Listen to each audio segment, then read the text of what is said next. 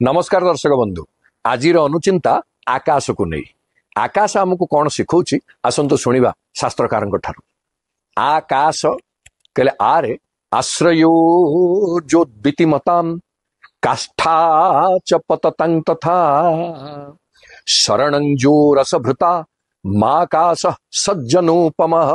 शास्त्रकार कहउचंती आकाशटा गोटे साधु भली सज्जन भली।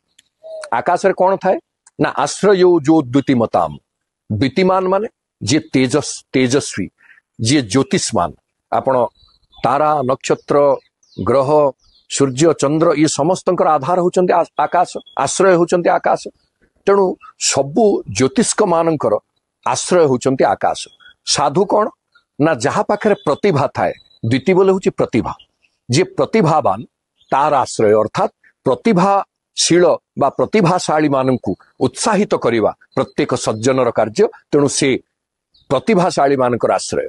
द्वितीय रे काष्ठा च पततं तथा आकाश होची उच्चाभिलाषी पतत बोले होची जे उड़ीबा पई चाहे जे उच्चाभिलाषी जे सर्वादु अधिक आशा रखे अधिक उत्तरण को लक्ष्य रखे से भली व्यक्ति विशेषकर सज्जन माने होचंती पृष्ठपोषक एवं आकाश होची पततांग बोले पक्षी मानकर काष्ठा बोले परिसर। पक्षी माने सदा बेले भूमि रो आकाश को उड़ी जाती। जो व्यक्ति उच्च अभिलाष रखी आकाश को उड़ी जाए उत्तरण को अभिलाष करे लक्ष्य रखे से मानकर काष्ठा बोले परिसर होचंती साधु माने तांको उत्साहित करंती। काष्ठाच पततं तथा कहले तापरे पतत शब्दर अर्थ होची जे पड़ी जाए। पतत शब्दर आउ गोटे अर्थ होची जे पड़ी जाउची जे भांगी पड़ुची ता पाई मध्य साधु माने सहायता प्रदान करंती।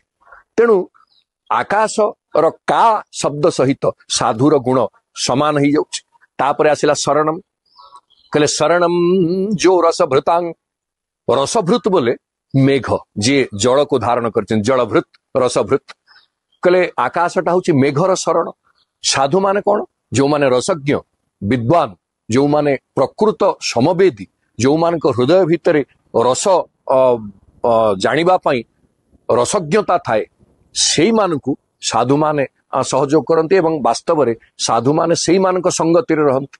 तेणु शरणं जो रसभृताम जेमति आकाशटा मेघ भली परोपकारी शरण बा आश्रय जेमति साधु सदा बेले परोपकारी मानक सहित मिलित होइकि थांती। तेणु आमे जाने जे आकाश एवं साधु ये परस्पर एक एवं अभिन्न। आकाश सज्जनोपम आकाशटा सेइथिपाई सज्जन भली।